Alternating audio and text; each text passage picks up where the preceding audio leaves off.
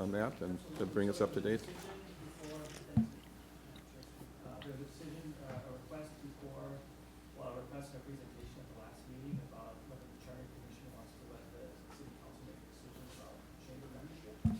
And City Attorney John Shockley was asked to draft an amendment to the charter, and that is in your packet before you today. To review, I recommend proceed. And that, has everybody had a chance to look at that? I'll find mine here.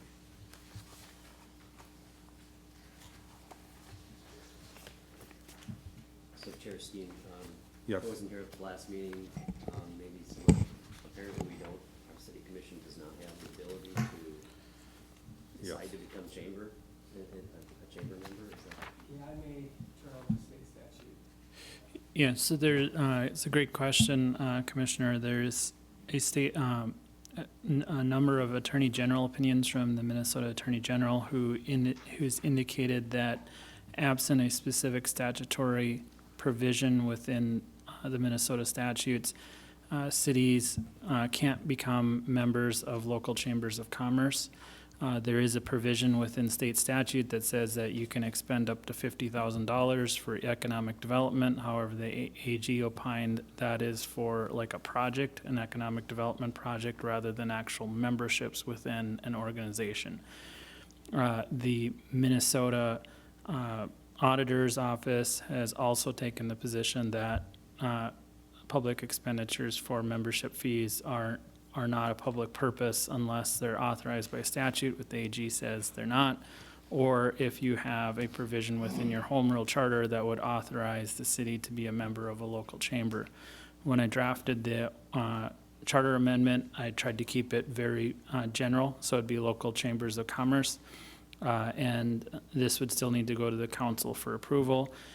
Keep in mind, this just authorizes the council to become members. It doesn't, they'd have to take a second vote to actually approve becoming a member. This is just giving them the authority in the city charter so that the state auditor's office doesn't ding the city on becoming a member of a chamber of commerce without the public, without having specific authorization in statute. The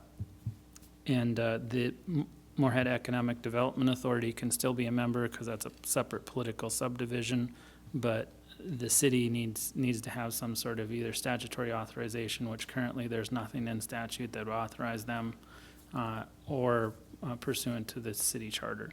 And so what this does is just clean that. It's a housekeeping matter to allow the city to become a member and pay the membership fees and appoint somebody to be a member. Thank you. Any other questions or comments on that? Athena? So the Chamber of Commerce is a private organization, a lobbying organization that has some of its primary objectives to pass legislation that is opposed to workers' rights, pass legislation opposed to unionization, pass legislation opposed to clean air and climate change legislation. They were opposed to the Affordable Care Act. They're a private lobbying group, and I do understand how it would be attractive to be a member because locally you would have the advantage of a group that's putting on events, that's marketing for the city's benefit, that, I mean, I understand some components of that, but I think the Attorney General's decision to not allow cities to become members of any private organization, Chamber of Commerce being only one of many which they cannot become members of, makes good sense because this is public money, this is public dollars that will be expended, and I think it's really questionable that the city would be amending its charter to allow for membership in one particular organization that is a private membership, dues-paying organization, as opposed to, I mean, if we're gonna join memberships, we might as well join memberships. But I think it's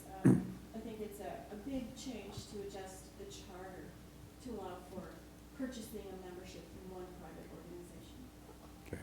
I kind of want to narrow this down to, I mean, we don't, this commission here will not decide if they should join or not. I mean, we decide whether they have the ability to join. They have to, that's the decision the council themselves has to make, whether they think it's prudent to join an organization, that organization or any other organization like that. So, I mean, I'd like to focus more on the fact that do we as a commission think the council should be allowed to join or not? And they are the elected officials, in my opinion, and that's, I guess, that they're the ones that should make that call. But that's my opinion. And I'd like to keep it to that. I don't want to, this isn't a chamber thing to me. It's the ability for the council to join or not. And just to refresh my memory, you can correct me, John, if I'm wrong. If we pass this, it goes to the council. To amend the charter, the council has to agree 100%, including the mayor. So even if we send it to the council, there's no guarantee that there will be a charter amendment to it. I mean, I don't know how they're going to vote. But the thing is, on my side of it, I'm saying we're throwing to them to make that decision. And they are the elected officials. And like I said, I want to try to keep the chamber thing out of it. It's just their decision to make that call or not. So, interested in hearing more opinions? I think what we're doing here is making a precedent for whatever down the road. Mhm. And I don't really feel that the city should be a paying member of the Chamber of Commerce. I have a real problem with that. Mark? I have a question for the city attorney. The way you phrased this, Moorhead Business Association, is that considered a chamber of commerce? Is that something that council can join without this? Just out of curiosity. Well, I drafted it to cover those contingencies because I drafted it to be local chambers of commerce. So not knowing, over time, policies of organizations change, names change. So I tried to make it as broad as possible so that if there's a future successor to the current chamber that has, a different view, the city is still authorized to become a member and pay membership dues to it. And so I'd have to look specifically at the Moorhead Business Association and what type of funds that we're using for it. Whenever you ask for a question about a public expenditure, there's a couple parts of the analysis. First, you have to find a legal basis for it. Then second, if it's authorized by your budget. So I'd have to take that back to see if the Moorhead Business Association has any types of issues with its membership. But this is drafted to be broad enough so it would cover future, whatever that local chamber of commerce would look like. That's why I didn't specifically name the organization. I just said a local chamber of commerce. Okay. Does Moorhead have an economic development authority? Yes. Yes. Is there any reason why that body is not able to put on events and advertise on the city's behalf? I think I'll defer to the city manager. That's more of a policy question. Yeah, I think the chamber is here and they can speak to that as well. That Economic Development Authority can be a member of the chamber. That's not, yeah, it can. That's what I said, yep. And, but it doesn't represent the city. They wouldn't, the city would then not be a member. It starts at even the title, the Fargo, Moorhead, West Fargo Chamber. It wouldn't be Moorhead because the city of Moorhead isn't participating if this charter amendment doesn't pass and if the council decides not to. So there are many steps here, 3 steps actually along the way, but it's not the same. It wouldn't represent the city. It would be for economic development and only for economic development. That is not the city joining the chamber. What is the purpose of the city joining the chamber other than what you just stated? So there's memos that we've circulated. There should be information in your packet. Jim Parsons is here from the chamber if you want to go over all that again. Craig Whitney, or staff was here last time. We can go from top to bottom down it all again. But we have had that discussion several times. Yep, Dave? Just a question about Fargo and West Fargo, just curious, what, do they have chamber membership, and then how about other cities in Minnesota, Rochester, St. Paul? So Fargo and West Fargo are members of the chamber, as are several other surrounding communities, Dilworth, et cetera. Dilworth, they're not charter though. They're a statutory city, aren't they? I I don't know how that worked now. I think they're still a member as of right now. I'm not exactly sure what's going on with that. As far as other large cities in Minnesota, if they are a charter city, many of them have been through this process and have allowed the council to decide and are members, but I don't have a list.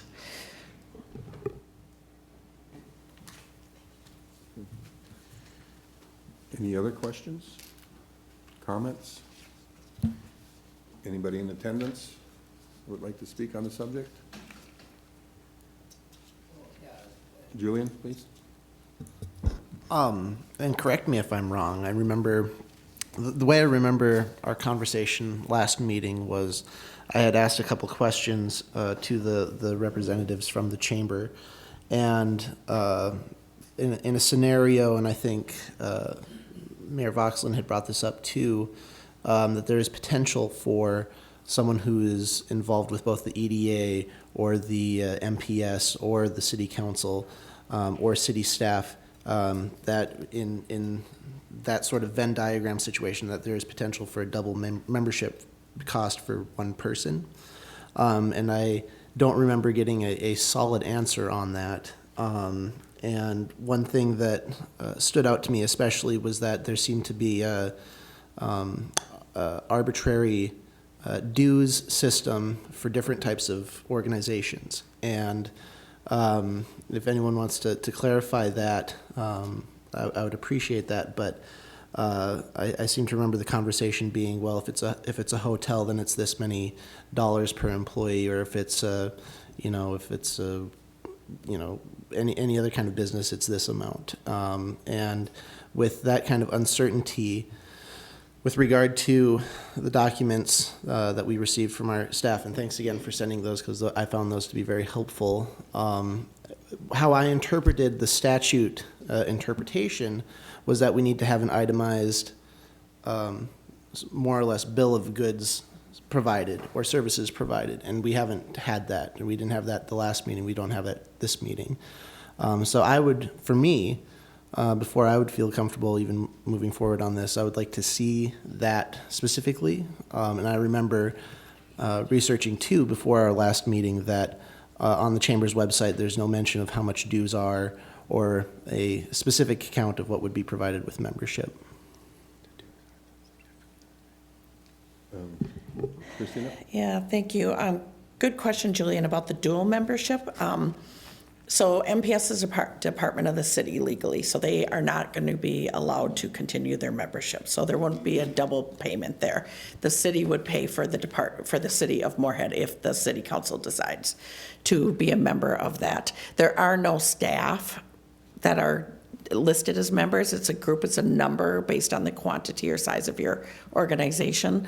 We did start heading in that direction, and I believe Chair Steen corrected us last time, did a course correction and said, that isn't the issue here, that's for the council to consider and decide. That's why we stopped that part of the conversation last time, if I recall correctly. As far as a list of the pros and cons, that's been circulated, it was attached to the last agenda also. We certainly could have sent it again, it's the same information, but we could have sent it again. I don't know why it wasn't attached to this agenda, but it was attached to the last, and it was circulated. The whole kind of just from a staff perspective, so it was real general, because the council hasn't been able to take this issue up until it gets to the council. I'm sure they'll have more pros and cons if it gets to the council for them to talk about. Joel first, then Julian. Well, I was gonna go back to Jim's comments where I think at this point, we're looking at details and things that the council will look at when they vote. we as this commission need to look at it, if it's right for this commission, our charter, if it's legal, the details on the payments, and, I mean, that's for the council to decide whether it's right or wrong. We have to decide if it's legal, and I think John and Christina have showed us that there's other cities doing it, so I think we have to narrow our focus and not look at that, you know, maybe, we're looking at it broader, not all the details. Yep. And Julian? Yeah, a couple things. I seem to remember there being confusion that was brought up. I don't remember who brought it up, but it was a member of this commission last meeting as to what membership for the city meant, whether that's the voters, the council, the city staff, whomever. And I still don't feel like it was really clarified with regard to the potential for overlapping membership. And that was why I brought that up. Also, with regard to previous statements today about our role in this, something that I brought up at the last meeting was that I don't think we should look to shirk our responsibility as a check and balance of our city government, especially when, and again, this is my concern, is that, you know, we're opening the door to giving, you know, at the end of the day, tax dollars to an organization who, in my opinion, hasn't provided a clear account of what will be provided by those funds, by that membership. And I do agree that, you know, we have an important role to play on you know, as a whole, but you know, opening the door to membership, you know, kind of makes me want to start an organization myself, you know, and say, well, maybe we should be a member. You know, and so where do we draw the line with regard to organizations for which we pay memberships? That's a big concern. But to get back to that point, I mean, we need to look at the primary focus here. And that's, I mean, again, and as Joel stated, do we want to send this to the council for them to make up the decision whether this amendment should be passed? They can, as Joel stated, look into the details of it, whether it's a good or bad. I'm looking at it as a fact. It's just, do we allow our elected officials to make the call whether to join this organization or not? To me, we're kind of pulling that away from them to make that call. I think it is their call. That's my opinion. But I think we should, in my opinion, I think it's their call, and we got to look at it as the primary directive is we change the charter to allow them to make that decision to join the chamber, not whether we think we should join the chamber or not. So, Joel? I was just gonna add to that it's hard not to put your personal feelings and thoughts into whether it's a good idea or not, but this commission is not that. If it's something that can be passed and other cities have passed, then to Jim's point, we have to give the council the ability to either accept it or deny it. That's not up to us to decide. If it's something that's legal and can be done and it should be in our charter, then that's our job. I would counter that it might be legal and there might be other cities that have joined it, but the purpose of this commission is to safeguard the operating structure for our city. And we're talking about a sizable expenditure of public funds for private membership to a private organization. And I just think that we need to very carefully consider whether that is something that the city council should even be able to decide about. Why should the city charter allow membership in one private organization and not others? Tom? I don't think it's charter commission's decision or to weigh economic impacts of organization or what the city council does. I think it's just our job to give them the responsibility to make that decision for themselves. I don't think we, well,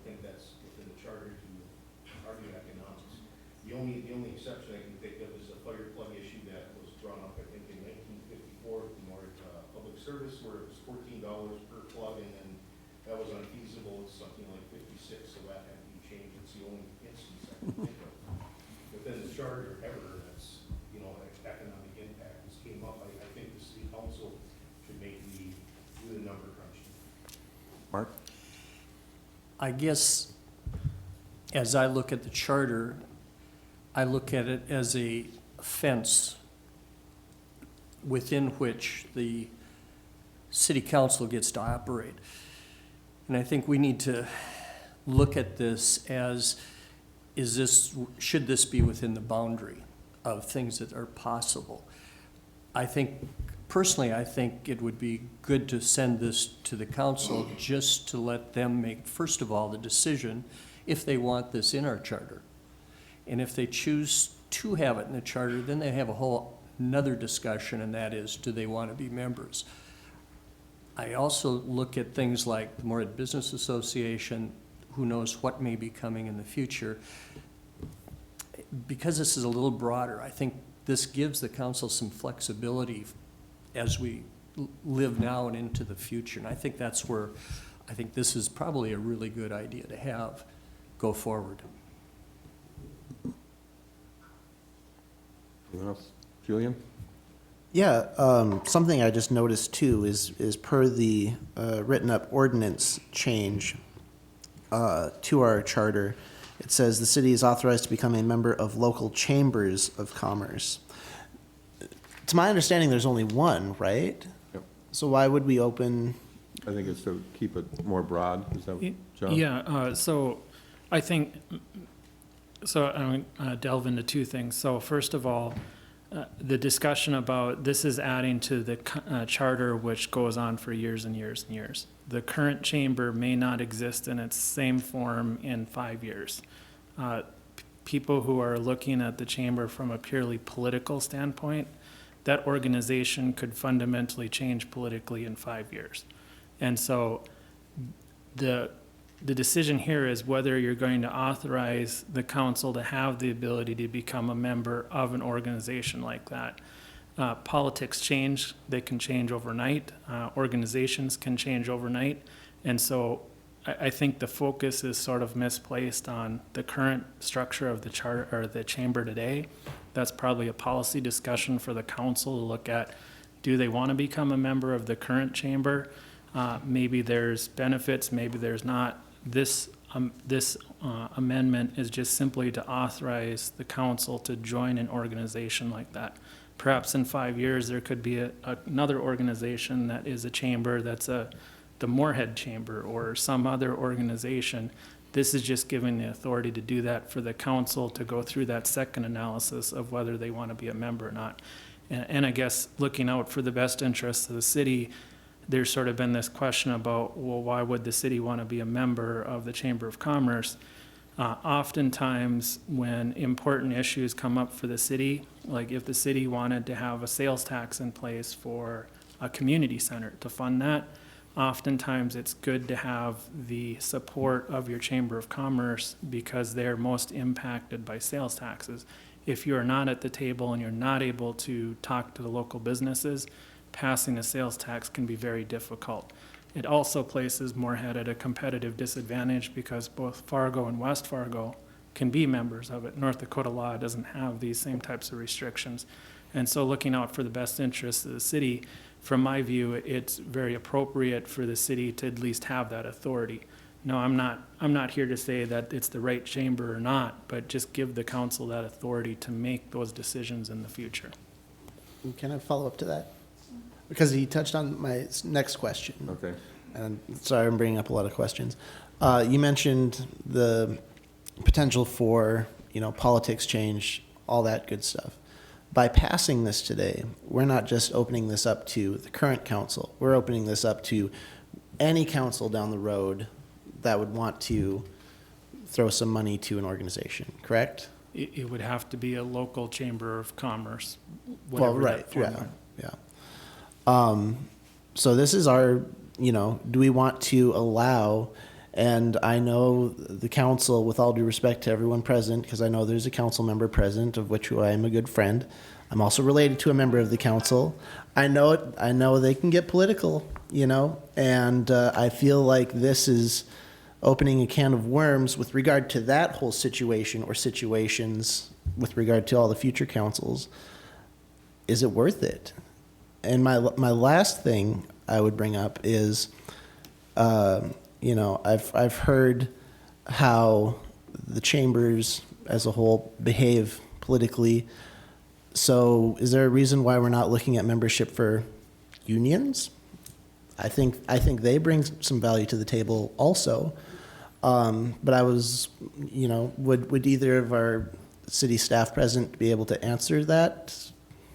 Because I mean, from my personal belief is that unions bring a lot to the table with regard, you know, I mean, it's hard to have economic development without employees. And so, you know, at face value of just economic development, is there a reason why we're just talking the chamber and not the other side of the coin of Well, unions? Yeah, okay, but we're still getting off track here. Are we? But I think Mark's statement was more correct about the charter builds this fence around, of what the council can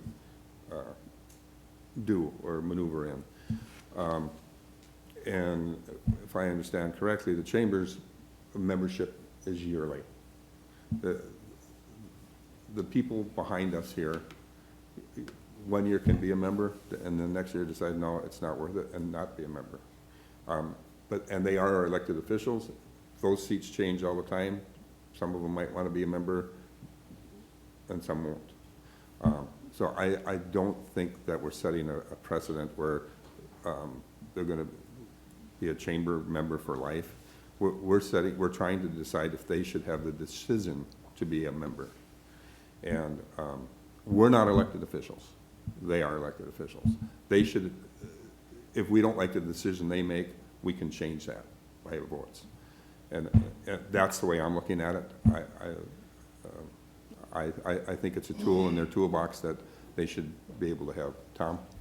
And, you know, if we give the council the decision, yes or no decision to make this, they can at any time say, you know, we're not gonna join this year because of this. I mean, so if something doesn't benefit the city, the council does not have to, that's not a required thing. I mean, it's, you know, like the political, if something goes against Moorhead on it, we do not need to continue membership on it. The council has that flexibility too, correct? Correct.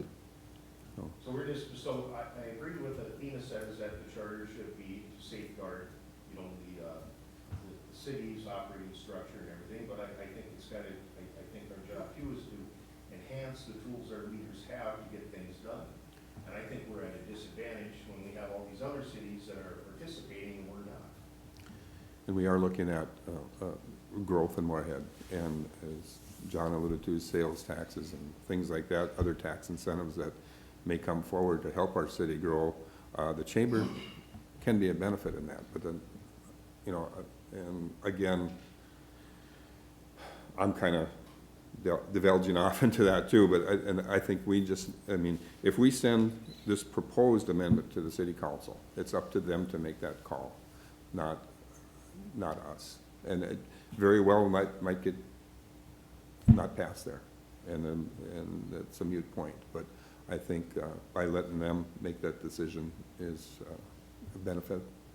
So, Dave? I just agree that it's the job of our elected officials to make these kinds of decisions. I'm not sure I'm comfortable as an unelected person circumventing their ability to represent the people who voted for them.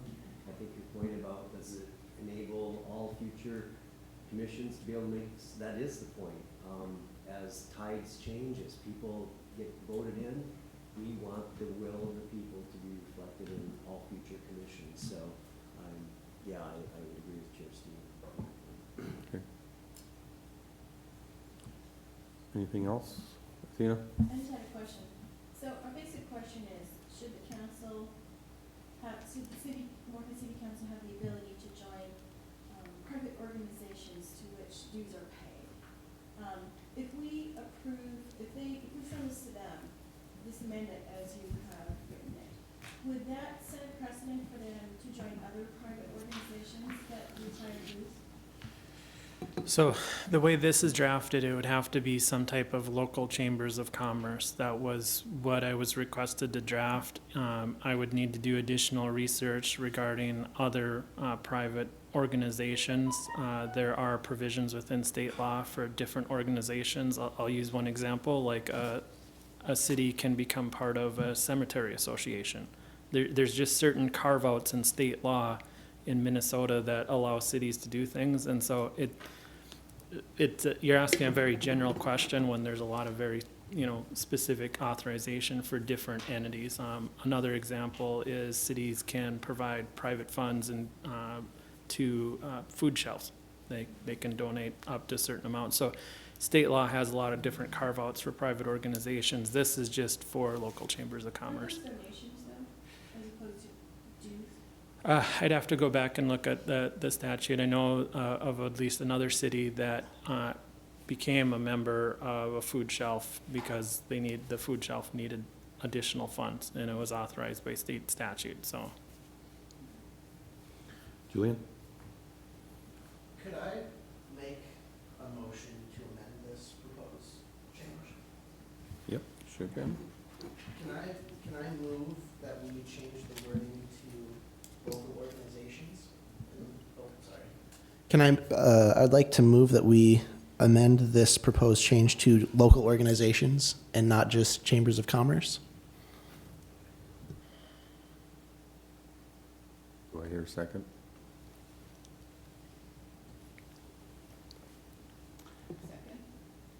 Second by Kathy. Discussion. So,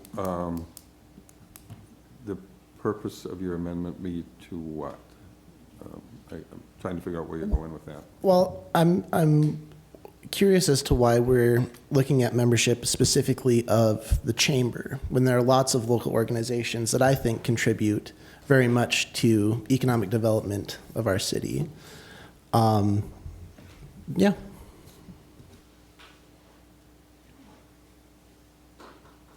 Any other discussion? Julian? And by making this change, clearly we would not exclude ourselves from becoming members of the chamber, but we're just allowing the possibility to become dues-paying members of other local organizations that contribute to our local economy.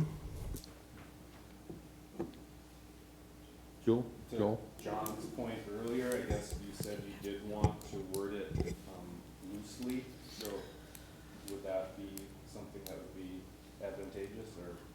What I would suggest is if you want to pursue the organizations, that you would say the city is authorized to become a member of local chambers of commerce and organizations, to designate representatives from the city council to serve in the chambers and organizations, and to appropriate funds to cover membership fees and expenses associated with local chambers of commerce and organizations, just so that my concern is the state auditor has sometimes taken a very narrow view of public expenditures, and just be nice to call out the chamber and just add in the and organizations. I agree, since it is something they look at to have that word.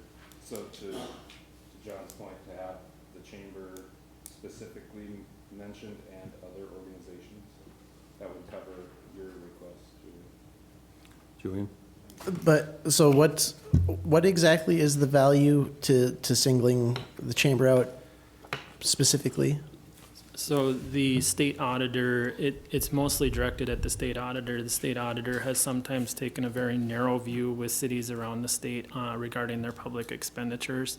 And just to be clear that we do have authority to have, can pay the dues associated with local chambers, and just add in and organizations. And because as I said, there's many carve-outs in state law for other organizations. So if we were under audit from the state auditor, I would rather point, if there was another organization the city wanted to belong to, I'd rather follow up on the state law if there's a specific provision, and then fall back on other organizations. And so just from a drafting standpoint, I would like to see chambers called out in there, and so that we don't run into any issues with the state auditor. And when you, if I may follow up, when you say narrow focus, the auditors had a narrow focus. What do you mean by that? So the state auditors can take a more generic view of public purpose expenditures, or they can take a very narrow view and narrowly interpret the law. The law, sometimes with political subdivisions, can be narrowly interpreted, be very conservatively, or you can breathe a lot of life and, well, that qualifies or that qualifies. In the last number of years, the state auditor has taken a very narrow position, contrary to some of the past state auditors who have taken a very broad position. So it's just a matter of protecting the entity. It would be nice to say that we have specific authority to become members of local chambers of commerce. And we can certainly add in and organizations. I don't have any issues with adding that language in. By adding that, you don't see any other issues with state statutes by saying organizations? No. I'm sorry, I should. Pick someone else. Athena? Is the Attorney General, position based, it looks to me like it's based on the distinction between a statutory authorization to appropriate and use money for a purpose, as opposed to authorization to contribute money to a body that's committed to advancing a purpose. And that is what the Chamber of Commerce is, because it's a lobbying group. Is that Okay. correct? No, that's, the position that's been taken is that you need statutory authorization or authorization in your charter for the expenditure. Has nothing to do with the politics or the advancement. Is there a specific section within state law that would authorize the expenditure? And so, Right. I'm the- looking at the statute, Minnesota statute 469.189, which says that the Attorney General has taken the position that there's a distinction between statutory authorization to appropriate use money for a purpose, as opposed to authorization to contribute money to a genuine committed organization advancing a particular purpose.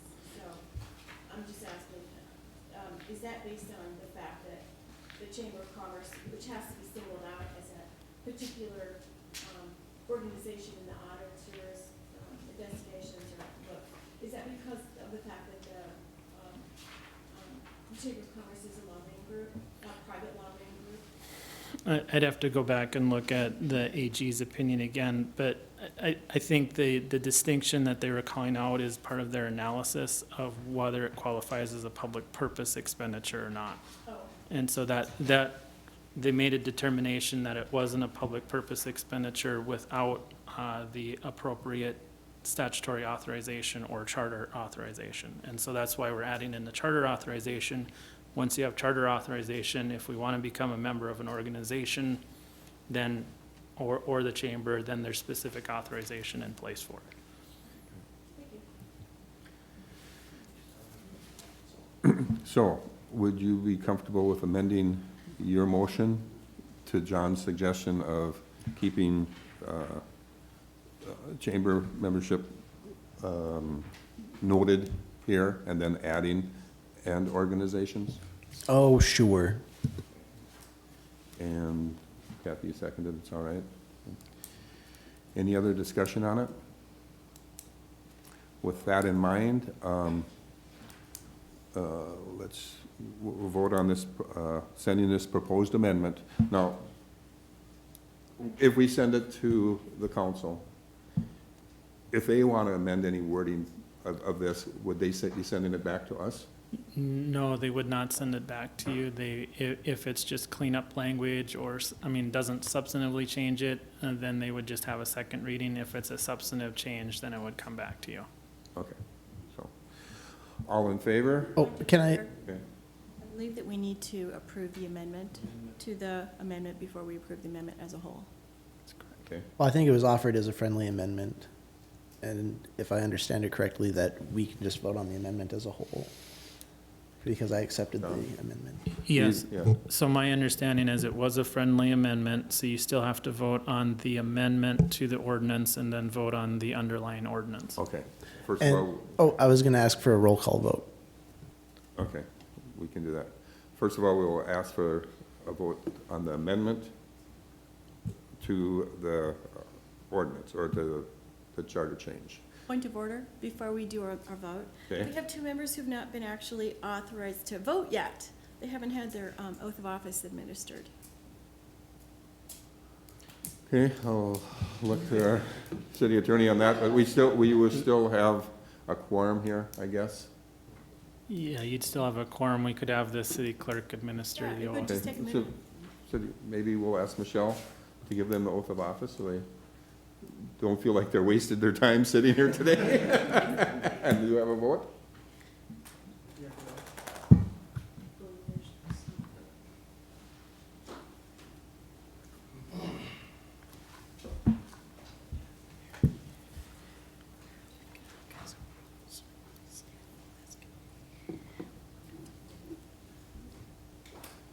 We may have to dig that up out of a file, and so I thought we did too. Yeah, I thought we had it in that packet, but. It's not a document in Dropbox.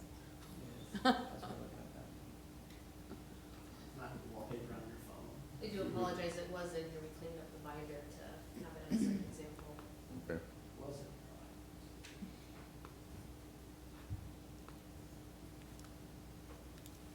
They don't watch the Twins game last night. I can't stay up that late. Yeah. Sorry it ended the way, well, I mean, I'm kind of sorry. it ended. She have it. Sleep before my husband did. Well, I gave myself one more inning and then they made use of it. 17 innings? 16 innings? So, yeah. We tried to give it away multiple times. We gave the Twins. Base running is important. I believe we are ready. Sorry, what? You have to get something from your office? Oh, well, do you want to? Can't We you do that just, afterwards. yeah, just read it and then they can sign the certificate later. Okay.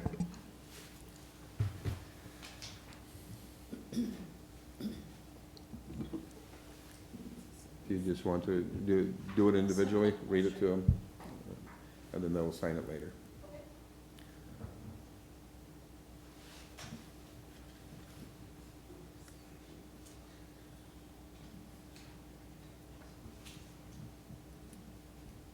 I, Kathy Child, I, Kathy Child, do solemnly swear that I will support and comply with the Constitution of the United States of America, do solemnly swear that I will comply with the Constitution of the United States of America, the Constitution and laws of the state of Minnesota, the Constitution and laws of the state of Minnesota, the charter, laws, and ordinances of the city of Moorhead, the laws, charter, and ordinances of the city of Moorhead, and that I will faithfully discharge the duties delegated to me and that I will faithfully discharge the duties delegated to me as a member of the Moorhead City Charter Commission to the best of my judgment and ability. as a member of the Moorhead City Charter Council to the best of my ability.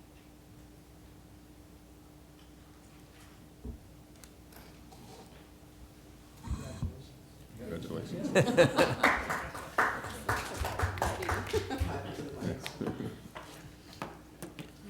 I, Dave Cederquist, I, Dave Cederquist, do solemnly swear that I will support and comply with the Constitution of the United States of America, do solemnly swear that I will support and comply with the Constitution of the United States of America, the Constitution and laws of the state of Minnesota, the Constitution and laws of the state of Minnesota, the charter, laws, and ordinances of the city of Moorhead, the charter, laws, and city ordinances of the city of Moorhead, and that I will faithfully discharge the duties delegated to me as a member and that I will faithfully discharge the duties delegated to me as a member of the Moorhead City Charter Commission to Of- the best of my judgment and of- ability. of the Moorhead City Charter Commission To the best of my judgment. to the best of my judgment and ability. Congratulations. And I apologize for that. I guess I should have looked, and maybe I'll look to Michelle next. If we ever have any new members, please make sure that gets put on the agenda, so we can do that right away at the beginning of the meeting. So, we're looking for a roll call vote on the amendment to the proposed amendment to the charter. So we will start out, well, I'll ask Michelle to do the roll call vote. Yes. Russell Hanson, No. Elvin Coleman, Yes. Kathy Child, Yes. James Dean, Yes. Corey Demore, Athena Grayson, No. Tom Kavanaugh, Yes. Mark Foxley, No. Dave Setterfest, Yes. Joel Ryder. Yes. And the count on that is, I think, 4-0?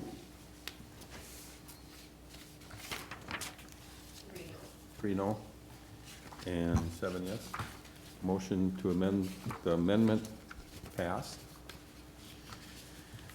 And now, we move on to the amendment itself as amended, to forward this to the city council. So do I hear a motion on that? I move to vote to send this to the council. Second by Julian. Discussion.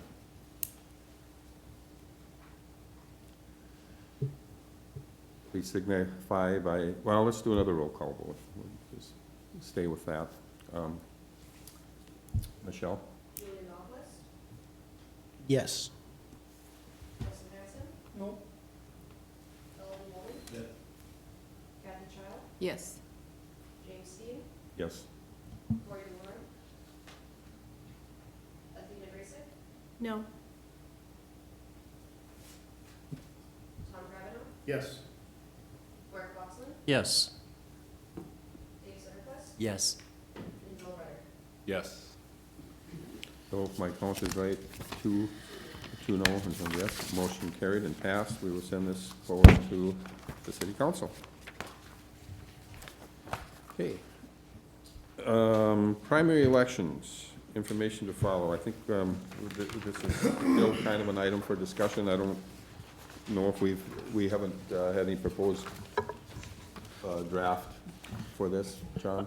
No, I have not drafted a proposed amendment at this point because we were still looking for input from the Charter Commission. So I think the issue is pretty straightforward from a drafting standpoint. The question is whether you want to amend the charter to include primary elections for city council members and the mayor. The primary election would occur along with the state primary election. Just thinking through the issue, you could potentially have 4 individuals running for a council seat.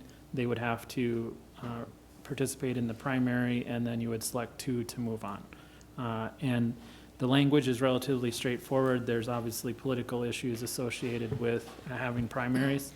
And I'm going to let you guys discuss those sorts of issues, but I can draft it. It's pretty straightforward. I included a couple different charter provisions regarding primary elections, but it's really, it comes down to, do you want to allow primary elections? And it's very straightforward from a legal standpoint.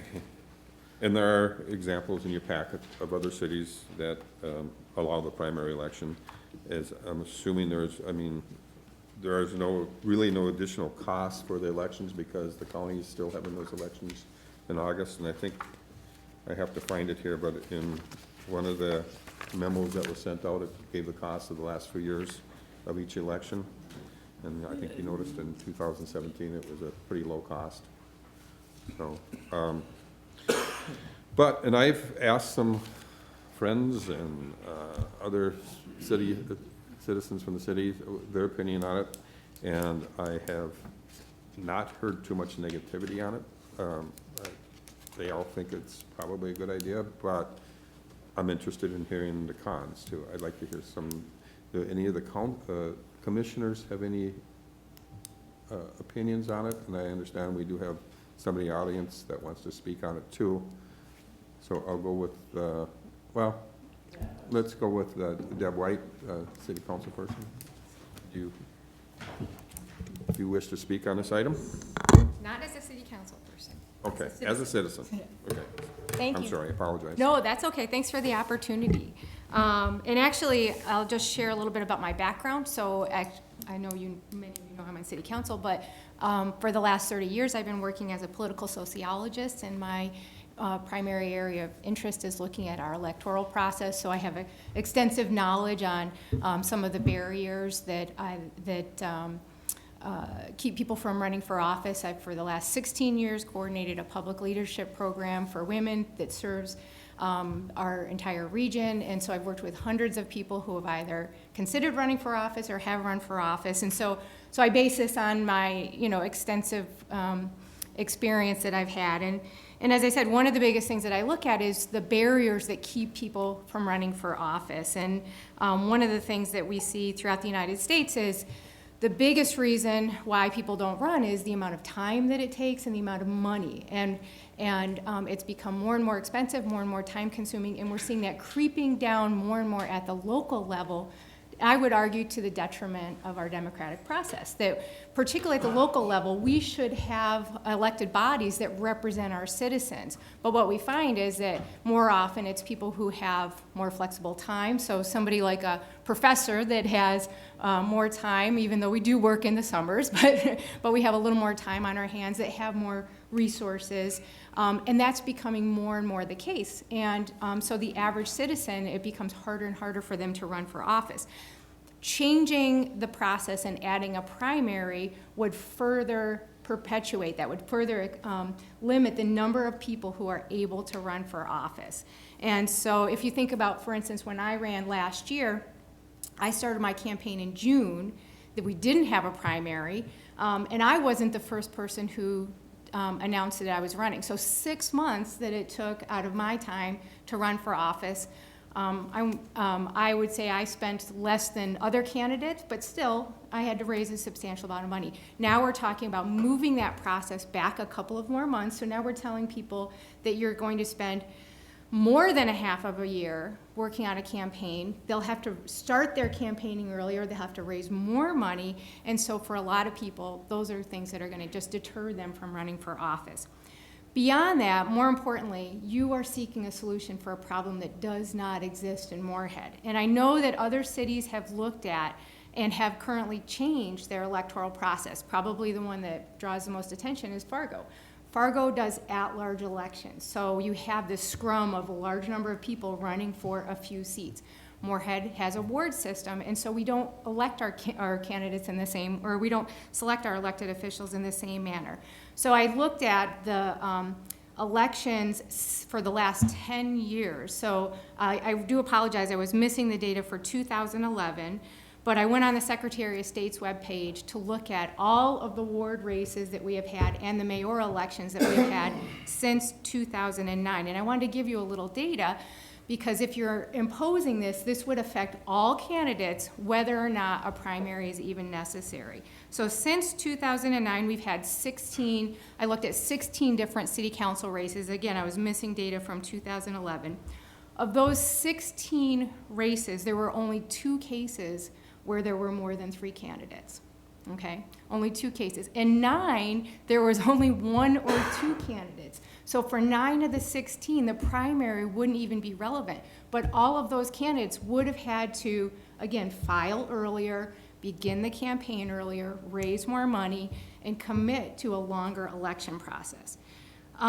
There were, again, so if there were 9 that only had 1 or 2 candidates, 2 that had 5 candidates, and the other remaining ones, the other 5, had 3 candidates. So we're having a primary to, in most cases, go from 3 candidates to 2. In our mayoral races, of the last 3 mayoral races that we had during that time, we had 2, 3, and 4 candidates. And so we really don't have an issue in Moorhead where a primary would be relevant. But again, by doing so, what you will do is further deter people from running for office and guarantee that we will have fewer people and less wide representation within our community. And so I strongly discourage you from considering at this time introducing a primary in Moorhead. Thank you. And I'd be happy to answer any questions that you have. Any questions for her? If not, any other discussion from commissioners on this item? Any questions? Is that a question?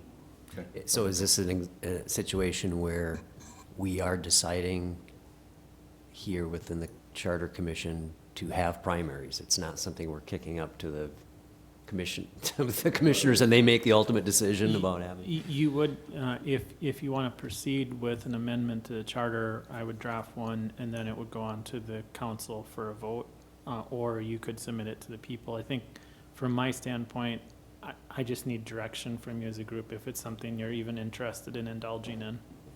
Is this something, John, if we did want to direct it to the people? I know there's an election this fall, November, on a bond referendum. Could this be put on that election, or would it have to wait to a general election? I think it could be put on this fall's election. We'd have to go back and check if there's sufficient time to get everything on the ballot. I think there is. I mean, we're probably within the window. But we'd want to have a formal document and language for people to vote on. So that would mean we would have to have a proposed amendment drafted fairly soon, probably, to get on that one. Again, and that would allow the citizens to decide. Otherwise, we could do the same process we just did, send it to the council to let them decide, so that's another option. I think Deb brought up some good points, some points I never thought of. I ran an election too. There was 5 other people in that election. One of the 2, yeah. And it's fine. I mean, it's a big word. But there again, and we've had some fine candidates that have won with 20% of the vote, and they've turned out to be great mayors and ward people, probably. But some of the feedback I've gotten too is, they're not getting the majority of the vote. They're not getting the majority of the people. The other thing I would consider too is during primary turnout probably isn't as much either. That maybe that would help the turnout on some of the primary elections. I'm not sure, so I'm interested in more discussion on it. I don't know if it would have to be put on this November one. I mean that seems like it'd be rushing it. I mean, we could have John draft a proposed amendment, take a look at it, and send it to the council for their thoughts. Just some options. Discussion.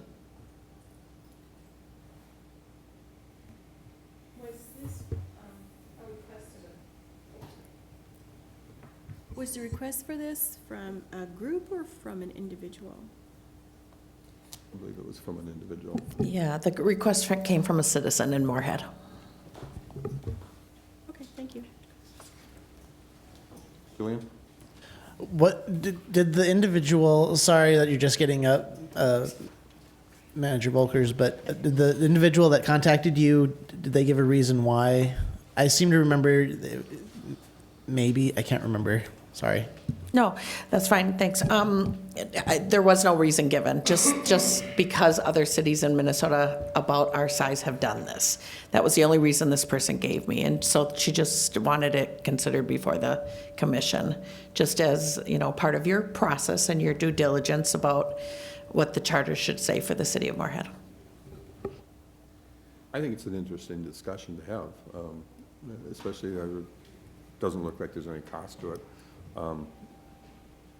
But again, I see some points, pro and cons on it. Is that something we want to push? Is it something that there's different ways things can come to us, and I've stated this before, the way I prefer them to come from us. I prefer an amendment to come from within. I prefer a proposed amendment to come from the council, or proposed amendment to come from the citizens, which is, I think the rule is 5% of the last registered voters, or the people that voted in the last election. I think at times we could get bogged down by having one citizen come and say, hey, we need to take a look at this and that. But I think stating that this is a good discussion to have. It's to the core of our charter, probably, of is it a good idea or not a good idea. So I'm open for more discussion. And I think I asked at the last meeting if any of you would talk to your neighbors and try to get their thoughts on it. I don't know if you have, I'd love to hear those comments. Mark? I stated it last time too, and that is, there is, and I did chat with several people about it, but there is a legitimacy issue in some respects to get a majority, come into office with a majority of voters, has a lot better feel than getting a plurality of 3 people or 4 people. And I think back to a governor's election several years ago where it was, 34, 33, and 32%. Winner got 34. And we've seen some other local elections that have had that same kind of a split. I understand Ms. White's comments on getting more people involved. The other side of that coin is I think we've seen a lot of people interested in and running for office in town here.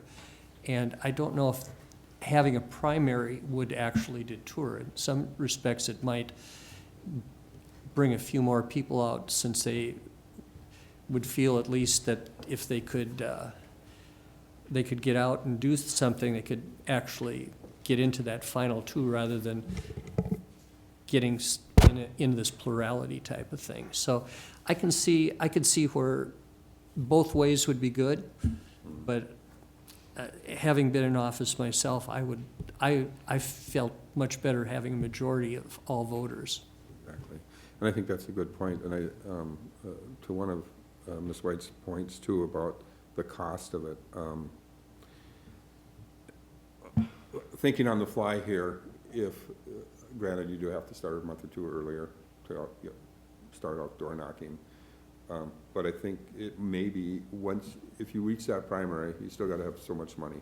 But once you reach that primary, and if you're one of the finalists of the 2, I can see a benefit of being able to raise more money for your campaign. So that might be a benefit also. But I spoke to several people and they asked why would we need a primary? Because we have so few people who run for most of our offices, and you know, the history of winning by a slim majority is pretty common. So, you know, there are a lot of elected officials who get in, you know, majority wins. And so once they've achieved that, they're good. I don't think there's any question about the legitimacy, even though it would be a slim majority. So most of the people I spoke to didn't see a reason for a primary. Yes, one of the things we could do is have John write up a proposed amendment, although I'm afraid it would look real similar to the ones in the packet, and we could discuss it at a meeting. I mean, because I don't know, unless somebody wants to make a motion to send a proposed amendment to the council immediately for this November election, I don't see the rush in it at this meeting. But again, Dave? Just a question. It's not clear to me, some offices already have primaries and other positions don't have primaries? I was just not here. Yeah, and I can respond to that. So a number of cities in Minnesota have local primaries and a number do not. And by municipal primaries, we're typically talking about city and schools. So in Moorhead, we have federal and state primaries, which are partisan, and then the county has a primary as well, which is nonpartisan. Okay, thank you. Mm-hmm. Mark? May I suggest that we just have an informal poll to see who might be interested in moving forward with this or not? Because it could be that we're just talking amongst ourselves just talking amongst ourselves. If there isn't an interest in moving forward, then maybe we should drop this at this point. Okay, well, let's just go around the table, or a show of hands, or anybody interested in pursuing this? Raise your hand or say aye. That's a good question. Okay. I think it actually is a good question. I think it may be a little too early since Moorhead just switched to even year elections. And I think maybe another election cycle or 2 with city offices may show if we're gonna see more or less candidates. If we see more candidates, that might be when we start seriously looking at this. But I agree to points being made. Well, it'd be nice to have a majority vote. The reality is there aren't maybe that many people yet running for office. So let's see how things progress. Personally, let's see how things progress. And if it seems to be problematic, let's solve a problem when we have one. Tom? Does anybody know, or can we get the information on, you know, the number of people that have ran for office, if it's declining or increasing from the past, say, 20 years? That would be, I think that would be helpful for the discussion if there's, you know, so I mean, 20 years ago, there was, you know, 4 or 5 people running for a city council seat or mayor or whatever. I guess that would be, I think that would be helpful information to make a decision. Deb, do you have information All on of that that? is available on the Secretary of State's webpage, so you can look up election results. And as I said, I went back the last 10 years, but you can go back further than that. Some of that would not necessarily be available on the web, but the Secretary of State's office can provide all of that information. I wanted to kind of focus in more Moorhead specific, I guess. Yeah, that's what I'm saying. I Oh, looked okay, at, okay. I looked at specifically Moorhead over the since 2009, I looked at every Moorhead election. They just didn't, on the webpage, the data for 2011 was not available. So I looked at this, that's where the 16 city council races I referred to were Moorhead city council races since 2009. So with our 4 wards, so missing 1 year's worth of data. And so, but the Secretary of State's webpage shows that. So you can see the candidates, and that's where, as I was saying, that over those 16 elections, there were only 2 where they had more than 3 candidates. So we had 2 that had 5. Jim was in one of them, so yeah. But the other ones, 9 of those 16, there were only 1 or 2 candidates. So in some cases, we've had council members who've run unopposed. Michelle, is there a possible way you can get that out to the council members for us to all look at? Mark? One thing that I think skews the numbers that you're asking for, Tom, gets to be the fact that we went from odd to even year elections. And that's going to I think that really changed the shape of the last election that we held, being that was the first on an even year, because we're having a lot more voters. We get voter drop-off, of course, but we still had a lot more voters than we normally had on the off-year elections. So I think moving forward, starting with the 2016 election, 2018 election, moving forward, I think the next few elections are really going to tell the new tale. I think, so I think the past information is good, but we have to look at that with that skew in there, that we're going to have different numbers and people voting now in our even year elections. I think when you go, we're talking about number of voters, but I think Tom's original question was number of candidates. Have they increased? No, it actually decreased slightly this last one. So for the 4 council races in 2018, there was actually, initially there were 2 wards that had 3 candidates and then 1 dropped out. So we only had 1 ward that had 3 candidates. All the others only had 2, and we had 3 candidates for the mayoral race. So we didn't even have any that had more than that. Keep in mind, when I was looking at these other charter, or how they do it, they're not included in the primary unless there's more than 2 candidates. Otherwise, they're not included in the primary.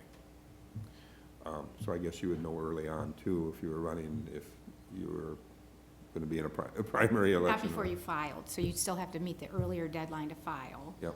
And then, so you'd have to start your everybody would have to start their campaign early, even though some of those, in most cases, the primary would be unnecessary if we continued with the trend that we've had. So there's a lot of cases where there wouldn't even be a primary, probably. So. And you know, Mark asked the question, are we as a commission interested in pursuing this? And is this the right time to pursue it? And I didn't hear from any of you a lot of, yeah, let's pursue it right now. So maybe it's something that we just table indefinitely.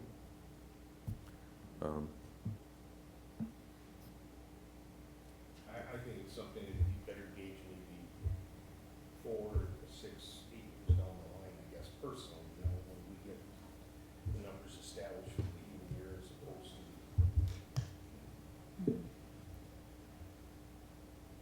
that being said, then I guess we'll just drop it for now. And we'll just move on to any new business. Any commissioners have any new business? Thank you, Deb.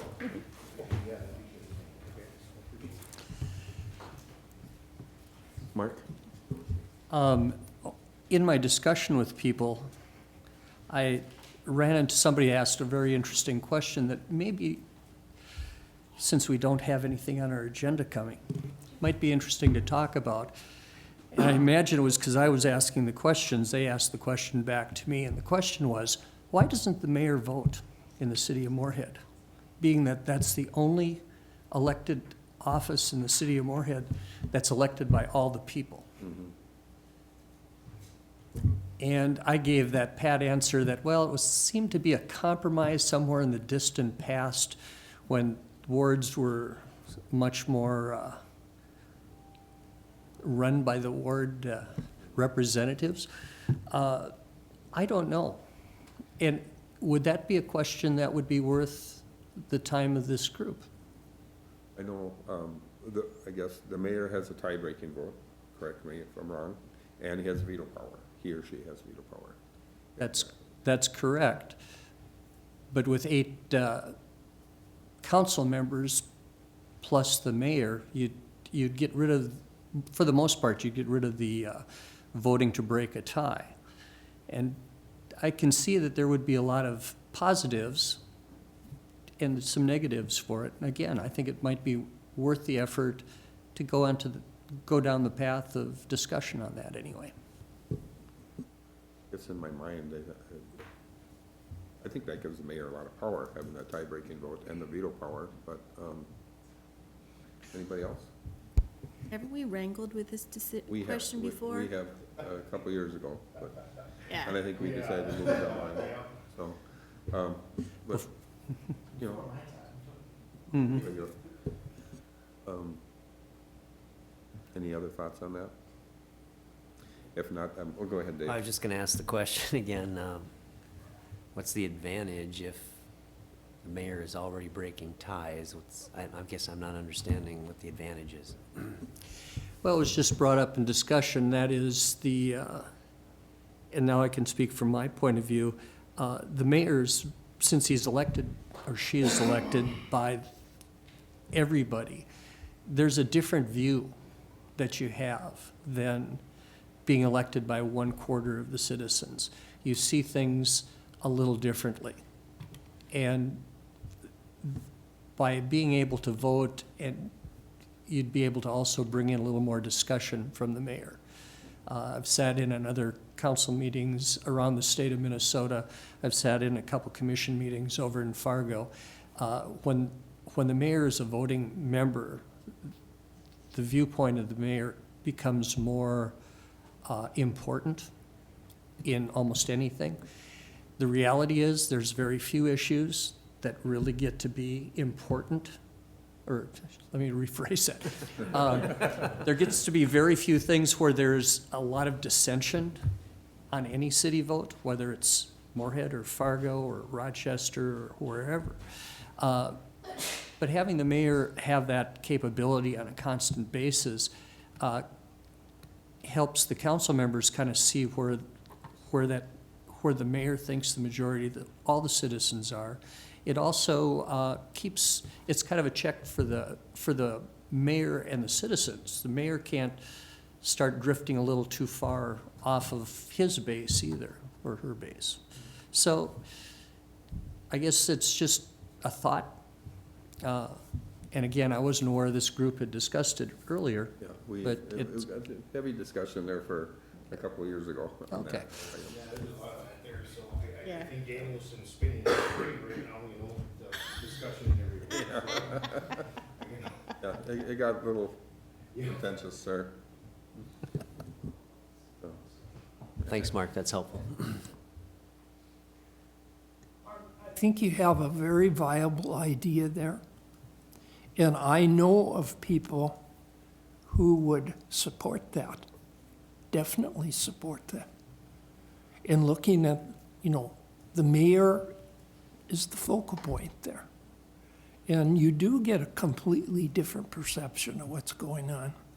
And I think it would be worth, again, taking a look at this and maybe inviting some of the citizens in here to talk about it. Do we perhaps get some more, I'm sorry, go ahead. Doesn't the mayor have the ability to give their understanding of a situation in discussion anyway? The mayor can do that because he's running the meeting. It can slow it down a little bit. Or it's hard to be the person that's running the meeting, i.e. the referee, and start giving opinion. So it's a safe way to be the mayor is to not say much, work a little more behind the scenes. That works very well, but I think having a mayor being able to speak has some strengths too. You're not talking about speaking, you're talking about voting. Voting and then being a part of the discussion too, a stronger part of the discussion. Yeah, well, in my mind, the mayor definitely sets the course, and I see merits to both sides, but, myself being in, military positions where I have, several subordinates underneath me, if I have 6 of them say, well, I think we should go this way, and I have 2 that say go this way, it's kind of my thing to bring everything together and pick the course, and I like where the mayor now can kind of, set sail with things and get their input in, and that veto is very powerful too. So I think we do have a very powerful mayor, and then I think if the mayor wants to get their word out, they have the media at their disposal and everything else too, so to definitely set, sail on the course they want to take the city. But if we take this further, I guess I'd like to look at our notes, so we could, our past notes from a couple years ago, and to see what all the thoughts were then and everything. I was here for those discussions, but. Okay. John, did you have a statement? Well, not so much a statement, just an observation when you're thinking about the mayor's veto power. Keep in mind, many votes require 6 votes of the council, and you can override the mayor's vote or veto with 6 votes. So you have the interconnection between the veto authority and the supermajority requirements. So the veto only really becomes powerful if you have a item that requires a simple majority.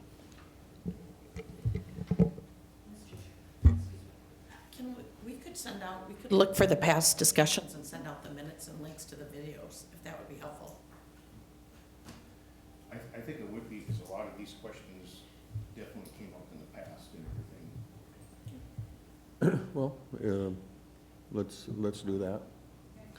And then I guess we can have this discussion after people have reviewed that, and see if we want to pursue that again. And if not, we can decide not to again. I mean, there was a lot of points on both sides, if I remember. I remember most of the conversation on that. And I remember us deciding to leave it as it was, but I guess it wouldn't hurt to review it again for some of the new charter members, so. And some of the older ones that, like Tom and I don't remember everything, so, and Eldon. So. Okay, so we will get that out to the commissioners. Any other new business? Seeing none, we will be adjourned. Thank you. Thank you.